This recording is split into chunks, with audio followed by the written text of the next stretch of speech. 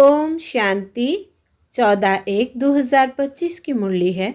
मुख्य रूप से बाबा ने कहा, बच्चों को पढ़ाई पर और दैवी गुणों पर विशेष अटेंशन देना है। कई बच्चों में क्रोध का अंश भी नहीं है। कोई तो क्रोध में आकर बहुत लड़ते हैं। बच्चों को ख्याल करना चाहिए कि हमको दैवी गुण धारण करके देवता बनना है। कभी गुस्से में आकर बातचीत नहीं करनी चाहिए। बाबा कहते हैं, किसी बच्चे में क्रोध है तो वो भूतनाथिनी है। ऐसे भूत वालों से तुम्हें बात भी नहीं करनी है। आगे कहा, ज्ञान का सिमरन कर अतीन्द्रिय सुख में रहना है। किसी से भी रफ टफ बातचीत नहीं करनी है। कोई गुस्से से बात करे तो उसे किनारा कर लेना है। भगवान का वारिस बनने के लिए पहले उन्हें अपना वारिस बनाना है। समझदार बन अपना सब बाप हवाले कर ममत्व मिटा देना है। अपने ऊपर आप ही रहम करना है। अब सुनते हैं महावाक्यों को विस्तार से। बाबा ने कहा, मीठे बच्चे, तुम्हारी नज़र शरीरों पर नहीं जानी चाहिए। अपने को आत्मा समझो, शरीरों को मत देखो। प्रश्न है, हर एक ब्राह्मण बच्चे को विशेष किन दो बातों पर ध्यान देना है? उत्तर, पहला पढ़ाई पर, दूसरा दैवी गुणों पर। कोई बच्चों में क्रोध का अंश भी नहीं है। कोई तो क्रोध में आकर बहुत लड़ते हैं। बच्चों को ख्याल करना चाहिए कि हमको दैवी गुण धारण करके देवता बनना है। कभी गुस्से में आकर बातचीत नहीं करनी चाहिए। बाबा कहते, किसी बच्चे में क्रोध है तो वो भूतनाथिनी है। ऐसे भूत वालों से तुम्हें बात भी नहीं करनी है। गीत है, तकदीर जगा कर आई हूँ। ओम शांति। बच्चों ने गीत सुना और कोई भी सत्संग में कभी रिकॉर्ड पर नहीं समझाते हैं। वहाँ शास्त्र सुनाते हैं। जैसे गुरुद्वारे में ग्रंथ का 2 वचन निकालते हैं, फिर कथा करने वाला बैठ उनका विस्तार करते हैं। रिकॉर्ड पर कोई समझाए, यह कहाँ होता नहीं है। अब बाप समझाते हैं कि यह सब गीत है भक्ति मार्ग के। बच्चों को समझाया गया है, ज्ञान अलग चीज़ है जो एक निराकार शिव से मिल सकता है। इसको कहा जाता है रूहानी ज्ञान। ज्ञान तो बहुत प्रकार के होते हैं ना। कोई से पूछा जाएगा, यह गलीचा कैसे बनता है? तुमको ज्ञान है? हर चीज़ का ज्ञान होता है। वो है ही जिस्मानी बातें। बच्चे जानते हैं, हम आत्माओं का रूहानी बाप वो एक है। उनका रूप दिखाई नहीं पड़ता है। उस निराकार का चित्र भी है। शालिग्राम मिसल, उनको ही परमात्मा कहते हैं। उनको कहा ही जाता है निराकार। मनुष्य जैसा आकार नहीं है। हर वस्तु का आकार ज़रूर होता है। उन सब में छोटा आकार है आत्मा का। उनको कुदरत ही कहेंगे। आत्मा बहुत छोटी है जो इन आँखों से देखने में नहीं आती। तुम बच्चों को दिव्य दृष्टि मिलती है जिससे सब साक्षात्कार करते हो। जो पास्ट हो गए हैं उनको दिव्य दृष्टि से देखा जाता है। पहले नंबर में तो यह पास्ट हो गया है, अब फिर आए हैं तो उनका भी साक्षात्कार होता है बहुत सूक्ष्म। इससे समझ सकते हैं, सिवाय परमपिता परमात्मा के आत्मा का ज्ञान कोई दे नहीं सकता। मनुष्य आत्मा को यथार्थ रीति नहीं जानते, वैसे परमात्मा को भी यथार्थ रीति नहीं जान सकते। दुनिया में मनुष्यों की अनेक मतें हैं। कोई कहते आत्मा परमात्मा में लीन हो जाती, कोई क्या कहते। अभी तुम बच्चों ने जाना है, सो भी नंबरवार पुरुषार्थ अनुसार। सबकी बुद्धि में एक रस तो बैठ नहीं सकता।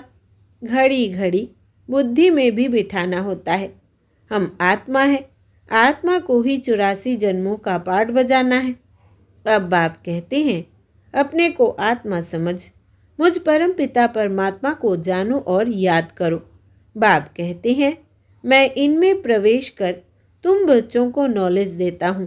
तुम बच्चे अपने को आत्मा नहीं समझते हो, इसलिए तुम्हारी नज़र इस शरीर पर चली जाती है। वास्तव में तुम्हारा इनसे कोई काम नहीं है। सर्व का सद्गति दाता तो वो शिव बाबा है। उनकी मत पर हम सबको सुख देते हैं। इनको भी अहंकार नहीं आता कि हम सबको सुख देते हैं। जो बाप को पूरा याद नहीं करते हैं उनसे अवगुण निकलते नहीं हैं। अपने को आत्मा निश्चय नहीं करते हैं। मनुष्य तो न आत्मा को न परमात्मा को जानते हैं। सर्वव्यापी का ज्ञान भी भारतवासियों ने फैलाया है। तुम्हारे में भी जो सर्विसेबल बच्चे हैं वो समझते हैं, बाकी सब इतना नहीं समझते हैं। अगर बाप की पूरी पहचान बच्चों को हो तो बाप को याद करे, अपने में दैवी गुण धारण करे। शिव बाबा तुम बच्चों को समझाते हैं, यह है नई बातें। ब्राह्मण भी ज़रूर चाहिए। प्रजापिता ब्रह्मा की संतान कब होते हैं यह दुनिया में किसको पता नहीं है। ब्राह्मण तो ढेर के ढेर है, परंतु वो है कुकवंशावली। वो कोई मुख वंशावली ब्रह्मा की संतान नहीं है। ब्रह्मा की संतान को तो ईश्वर बाप से वर्षा मिलता है। तुमको अब वर्षा मिल रहा है ना। तुम ब्राह्मण अलग हो, वो अलग है। तुम ब्राह्मण होते ही हो संगम पर, वो होते हैं द्वापर कलयुग में। यह संगम युगी ब्राह्मण ही अलग है। प्रजापिता ब्रह्मा के ढेर बच्चे हैं। भल हद के बाप को भी ब्रह्मा कहेंगे क्योंकि बच्चे पैदा करते हैं, परंतु वो है जिस्म की बात। यह बाप तो कहेंगे सब आत्माएं हमारे बच्चे हैं। तुम हो मीठे मीठे रूहानी बच्चे। यह किसको समझाना सहज है। शिव बाबा को अपना शरीर नहीं है। शिव जयंती मनाते हैं, परंतु उनका शरीर देखने में नहीं आता। बाकी और सबका शरीर है। सब आत्माओं का अपना अपना शरीर है। शरीर का नाम पड़ता है, परमात्मा का अपना शरीर ही नहीं। इसलिए उनको परम आत्मा कहा जाता है। उनकी आत्मा का ही नाम शिव है। वो कभी बदलता नहीं। शरीर बदलते हैं तो नाम भी बदल जाते हैं।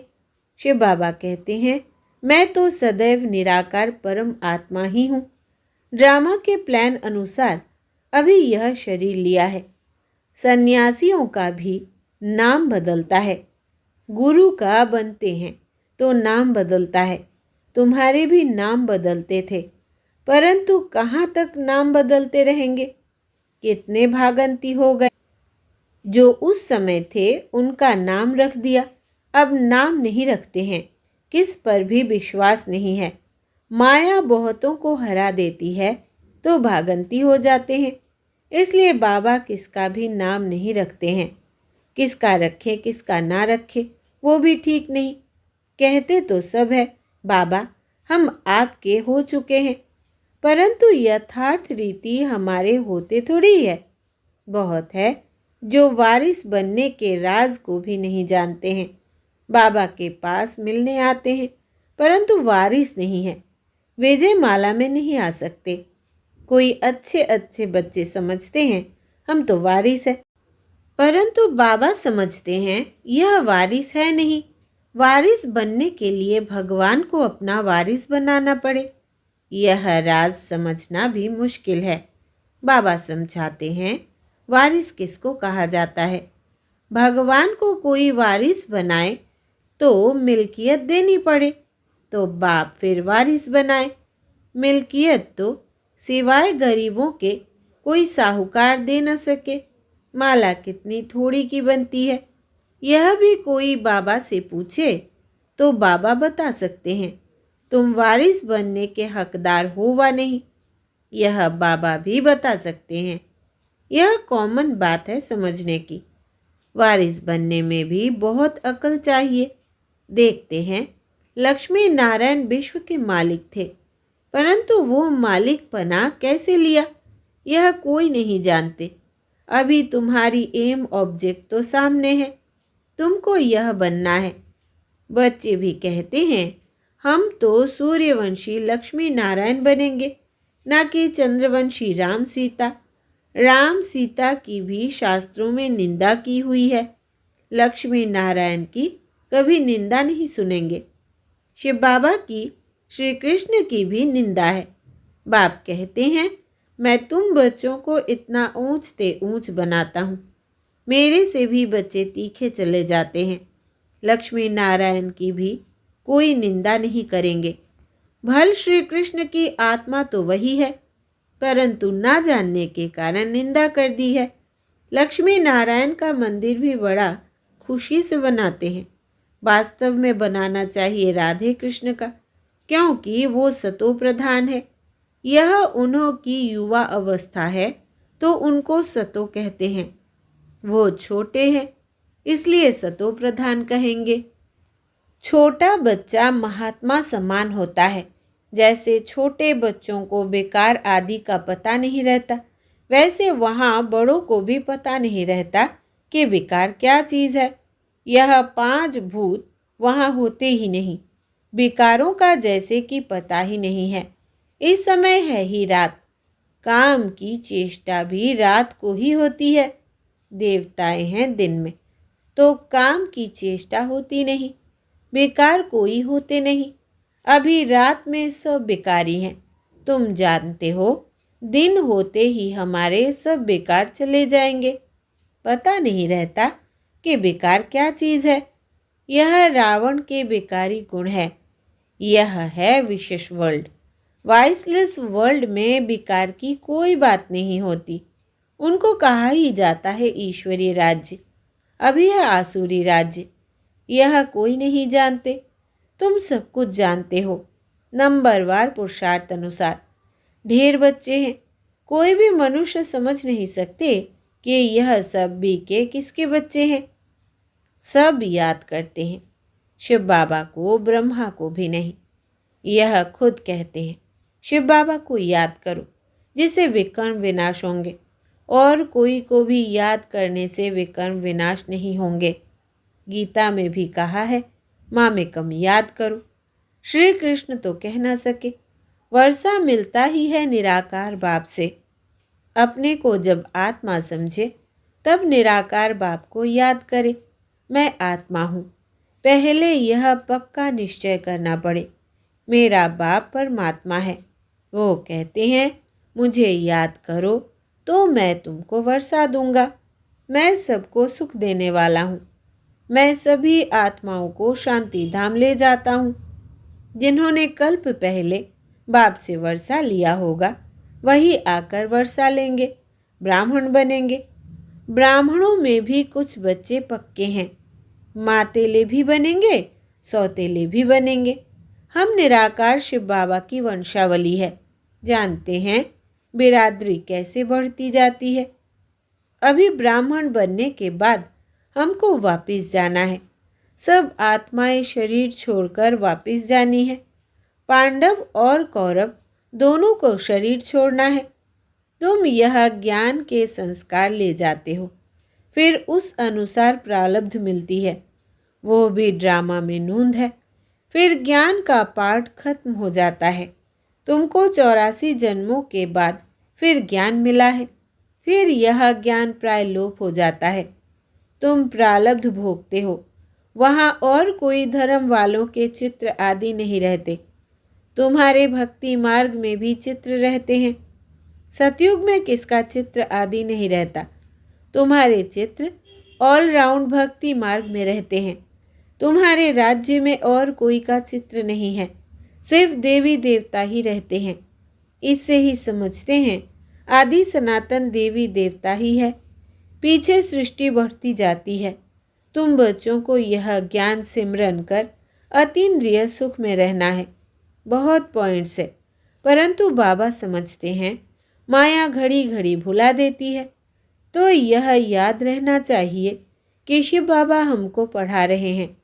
वो है ऊंचते ऊंच। हमको अब वापस घर जाना है। कितनी सहज बातें हैं। सारा मदार है याद पर। हमको देवता बनना है। दैवी गुण भी धारण करने हैं। 5 विकार है भूत। काम का भूत, क्रोध का भूत, देह अभिमान का भूत भी होता है। हाँ, कोई में जास्ती भूत होते हैं, कोई में कम। तुम ब्राह्मण बच्चों को पता है यह 5 बड़े भूत है। नंबर 1 है काम का भूत। सेकंड नंबर है क्रोध का भूत। कोई रफ टफ बोलता है तो बाप कहते हैं यह क्रोधी है, यह भूत निकल जाना चाहिए। परंतु भूत निकलना बड़ा मुश्किल है। क्रोध एक दो को दुख देता है, मोह में बहुतों को दुख नहीं होगा। जिसको मोह है उनको ही दुख होगा। इसलिए बाप समझाते हैं इन भूतों को भगाओ। हर बच्चे को विशेष पढ़ाई और दैवी गुणों पर अटेंशन देना है। कई बच्चों में तो क्रोध का अंश भी होता नहीं है। कोई तो क्रोध में आकर बहुत लड़ते हैं। बच्चों को ख्याल करना चाहिए हमको दैवी गुण धारण कर देवता बनना है। कभी गुस्से से बात नहीं करनी चाहिए। कोई गुस्सा करता है तो समझो इनमें क्रोध का भूत है। वो जैसे भूतनाथ भूतनाथिनी बन जाते हैं। ऐसे भूत वालों से कभी बात नहीं करनी चाहिए। एक ने क्रोध में आकर बात की, फिर दूसरे में भी भूत आ गया तो भूत आपस में लड़ पड़ेंगे। भूतनाथिनी अक्षर बड़ा छी है। भूत की प्रवेशता नहीं हो जाए इसलिए मनुष्य किनारा करते हैं। भूत के सामने खड़ा भी नहीं होना चाहिए, नहीं तो प्रवेशता हो जाएगी। बाप आकर आसुरी गुण निकाल दैवी गुण धारण कराते हैं। बाप कहते हैं मैं आया हूँ दैवी गुण धारण कराए देवता बनाने। बच्चे जानते हैं हम दैवी गुण धारण कर रहे हैं। देवताओं के चित्र भी सामने हैं। बाबा ने समझाया है क्रोध वाले से एकदम किनारा कर लो। अपने को बचाने की युक्ति चाहिए। हमारे में क्रोध ना आ जाए, नहीं तो 100 गुना पाप पड़ जाएगा। कितनी अच्छी समझानी बाप बच्चों को देते हैं। बच्चे भी समझते हैं बाबा हूबहू कल्प पहले मुआफिक समझाते हैं। नंबरवार पुरुषार्थ अनुसार समझते ही रहेंगे। अपने ऊपर भी रहम करना है, दूसरे पर भी रहम करना है।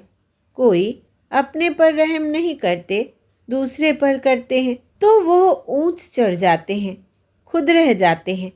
खुद विकारों पर जीत पहनते नहीं, दूसरों को समझाते हैं, वो जीत पहन लेते हैं। ऐसे भी वंडर होता है। अच्छा, मीठे मीठे सिकिलदे बच्चों प्रति माता पिता बाप दादा का याद प्यार और गुड मॉर्निंग। रूहानी बाप की रूहानी बच्चों को नमस्ते। हम रूहानी बच्चों की रूहानी बाप दादा को याद प्यार, गुड मॉर्निंग और नमस्ते बाबा नमस्ते। धारणा के लिए मुख्य सार। पहला, ज्ञान का सिमरन कर अतीन्द्रिय सुख में रहना है। किसी से भी रफ टफ बातचीत नहीं करनी है। कोई गुस्से से बात करे तो उससे किनारा कर लेना है।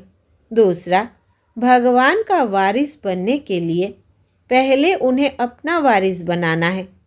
समझदार बन अपना सब बाप हवाले कर ममत्व मिटा देना है। अपने ऊपर आप ही रहम करना है।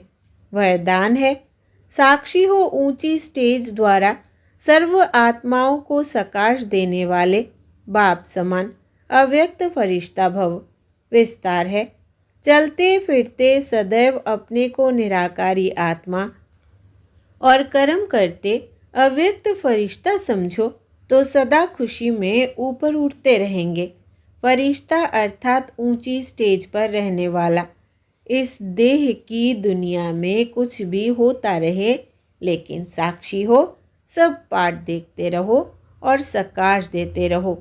सीट से उतर कर सकाश नहीं दी जाती। ऊंची स्टेज पर स्थित होकर वृत्ति दृष्टि से सहयोग की कल्याण की सकाश दो, मिक्स होकर नहीं।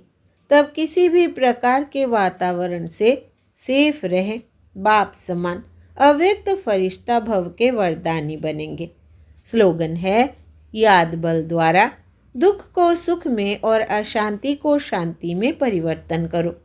याद बल द्वारा दुख को सुख में और अशांति को शांति में परिवर्तन करो। अच्छा, अपनी शक्तिशाली मनसा द्वारा सकाश देने की सेवा करो। अपनी शुभ भावना, श्रेष्ठ कामना, श्रेष्ठ वृत्ति, श्रेष्ठ वाइब्रेशन द्वारा किसी भी स्थान पर रहते हुए मनसा द्वारा अनेक आत्माओं की सेवा कर सकते हो। इसकी विधि है लाइट हाउस माइट हाउस बनना। इसमें स्थूल साधन चांस व समय की प्रॉब्लम नहीं है, सिर्फ लाइट माइट से संपन्न बनने की आवश्यकता है। अच्छा, ओम शांति।